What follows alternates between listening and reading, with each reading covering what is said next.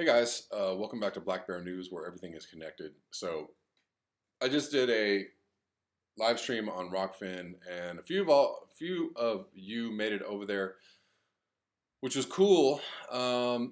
Frustrating thing was, for some reason, the streaming app is how I record my videos, and for some reason it wasn't recording, and I realized it wasn't recording, and I got it to record, started it recording, and then realized it stopped recording again a couple minutes after. For whatever reason, I was not able to get a snippet of my Rockfin live stream today, and there's no way for me to download the video. So I'm just going to make you a little snippet video today of my show, and then I will be back on YouTube tomorrow at the regular time, 11 a.m. for a live stream.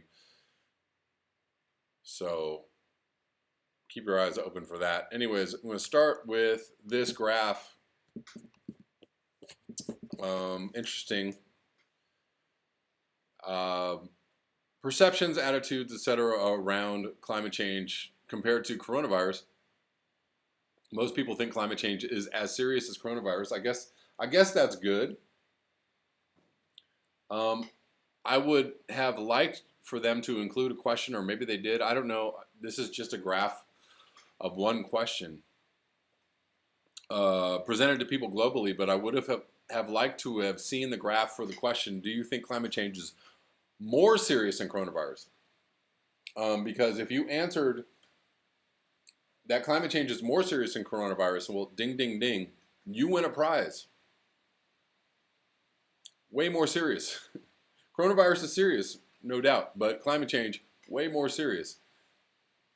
In that it has the ability, the capability, and the eventuality for certain to kill many more people than coronavirus will ever take out. Possibly in the millions and billions, and most likely much sooner than we think. So interesting also too that majority, the biggest number on this graph is China. We're gonna call that 80 or maybe over 80% of people in China have brains and understand that climate change is real.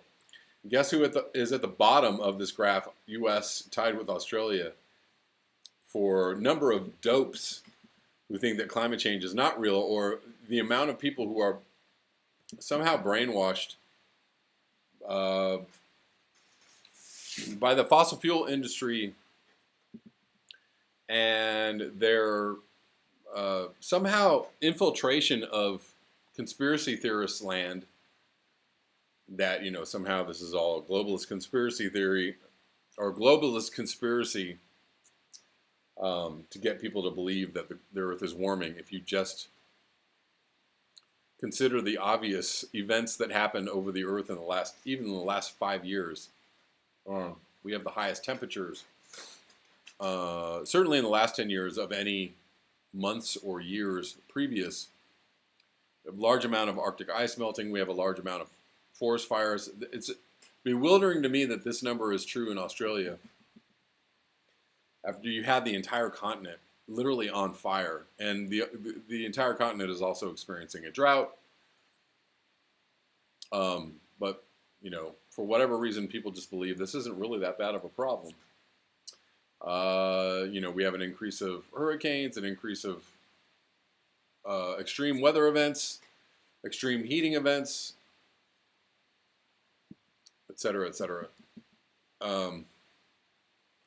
Anyways, and every time, because I'm a climate change channel, every time I post a video, I have a preponderance of people coming onto my channel who are trying to give me weird cherry-picked data, or somehow we're going into a grand solar minimum, or somehow the Earth isn't heating, or somehow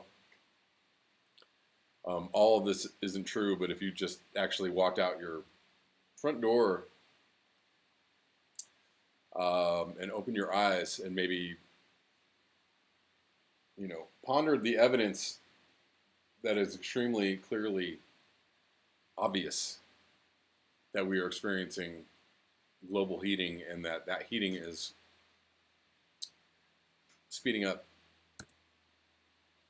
This is something that's going around on Twitter. It's an interesting little cartoon. Normal. This is normal. Lots of air travel. People going to the mega mall. Everybody driving their cars. Rivers running brown with pollution. This guy playing in a pile of money. Coronavirus. Well, the skies have cleared. People are going to the testing clinic. People are out in the parks playing with their kids because they're not being forced to slave away all day for the capitalist hamster wheel. We have clean lakes here. And this is a way forward, continuing this trend of clean air, clean lakes. People going to the local food co-op. I don't know why they replaced the smokestacks with windmills, but, we'll just assume that's better. Actually, it's not a lot better, but how about none of the above? How about just trees?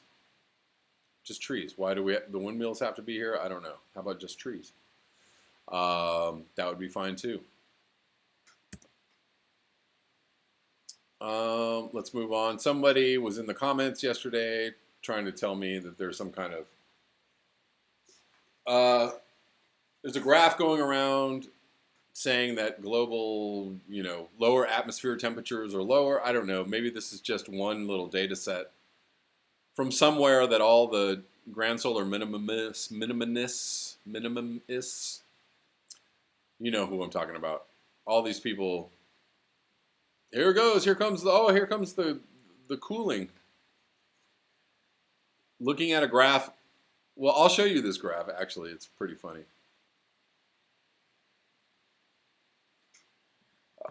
Where is it? Where is it? This wasn't what I was looking for.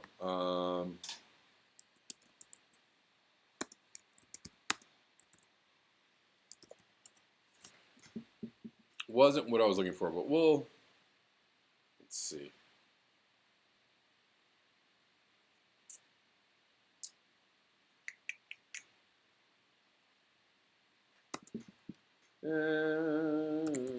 Sorry guys for the delay. Just trying to look for something up. Oh, here we go.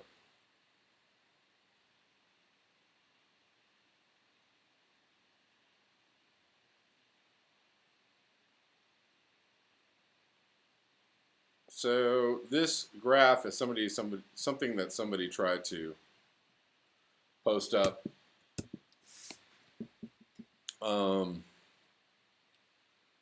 Supposedly this is a UAH satellite-based temperature of the global lower atmosphere, and oh my God, we have this huge drop in the last 2 months in temperature. Here comes the global warming. But if you actually just look at this graph and use your eyeballs, you see that the trend is up, going up, and going up more quickly. And just in the last decade, the rate of change seems to be accelerating, right? So if you just use your eyeballs and you look at this graph, you see that the rate of change over this 10-year period is faster. I mean, look at this spike. There was a spike here. This is 2016, an El Nino year, and this huge drop in temperature. Surely that must have been when we were going into the global grand solar minimum. Here it comes, guys. Here it comes. Here's a spike in temperature here. Pretty high. I mean, that looks like the third highest to me of this entire graph. So here's a spike in temperature just in the last couple months. But this drop is supposed to mean here comes the grand solar minimum. Whatever, guys. I don't know who is paying you to run around and troll on climate change sites. But it's not working on this site, guys. And, clearly if you have so much time on, you're so irate and incensed and just really motivated by this grand solar minimum. Let's look at some other data. We'll call this actual data, global warming pushes April temperatures into record territory as 2020 heads for disquieting milestone. So NOAA, this is from NOAA, using its own temperature monitoring data, reported that there is a 75% chance that 2020 will become the planet's warmest year since instrument records began in 1880. This is not an El Nino year. This year is on track to be Earth's warmest on record, beating 2016. 2016 was a El Nino year.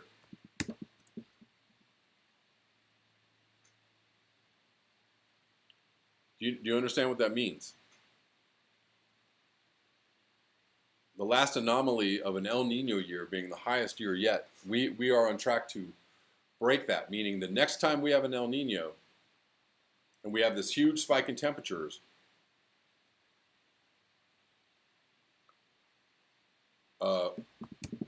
this huge spike in temperature, but you know, instead of starting from here, we'll be starting from here, or here, or here.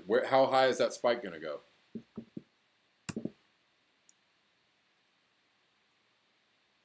You guys are really weak. Your arguments are weak. Your cherry picking is weak.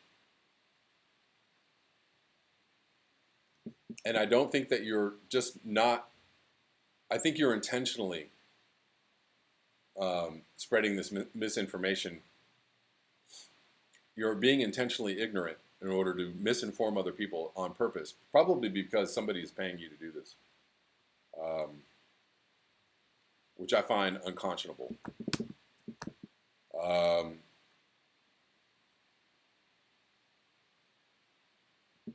So yeah, this is not good news.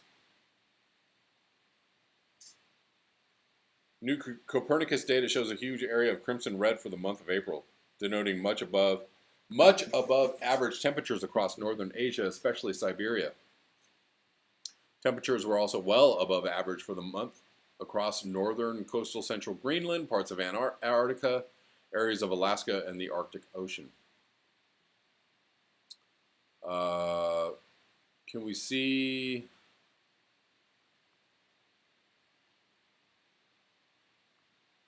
We'll just look at this for a little bit. Oh, sorry about that, guys. Didn't mean to do that.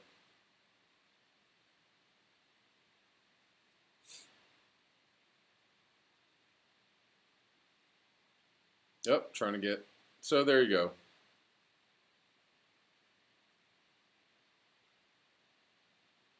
Showing a little cooler here, but I mean, look at the amount of red and pink. Overall, much hotter. So yeah, the trolls are out in force. All the guys with the one graph.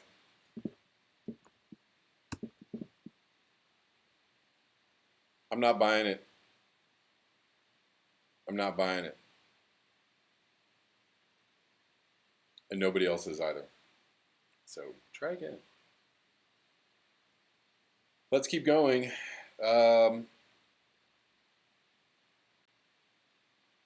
So coronavirus is being used to suspend or gut environmental oversight in the U.S. It's also happening in Canada. Alberta suspends environmental monitoring rules for oil sands over COVID concerns. The Alberta Energy Regulator has suspended a wide array of environmental monitoring requirements for oil sands companies over public health concerns raised by the COVID-19 pandemic. The decision released earlier this week means that Imperial Oil, Suncor, Syncrude, or the Devil's Gold, and Canadian Natural Resources Limited don't have to perform much of the testing and monitoring originally required in their licenses. Oh, happy day for the oil companies. The move comes on top of an earlier order from the Alberta Environment Minister, Jason Nixon, that suspended environmental reporting requirements for all industry. So this isn't just the United States. This is happening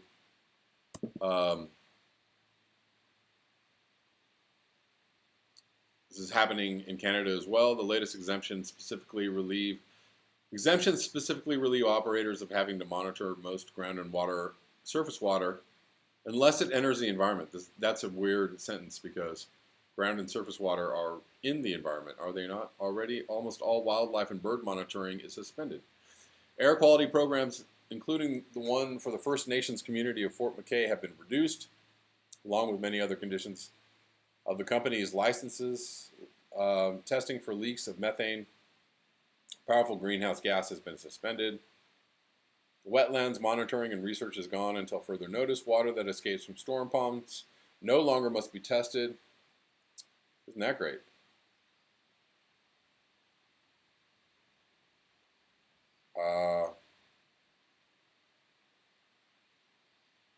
Companies must still monitor dams, said Roth. Bird deterrents for tailings ponds remain in place, although at least 50 birds died this week at an imperial tailings site. So, lots of protection there is still going on, of course, because the birds are dying.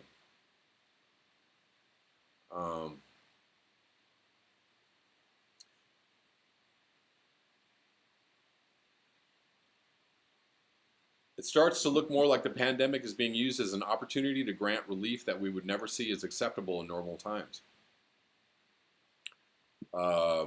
This is from Sean Fluker, University of Calgary law professor who follows oil patch regulations, said the catalog of exemptions is similar to the longtime wish list of the Canadian Association of Petroleum Producers. He said the move virtually negates Alberta's environmental laws since enforcement depends on industry monitoring data. Other observers were stunned by the exemptions. Everything we've done for the last 12 years, they've just scrapped all that. Said Alan Adam, chief of the Athabasca Chipewyan First Nation. Sorry, I messed that up. I've got no faith in the AER.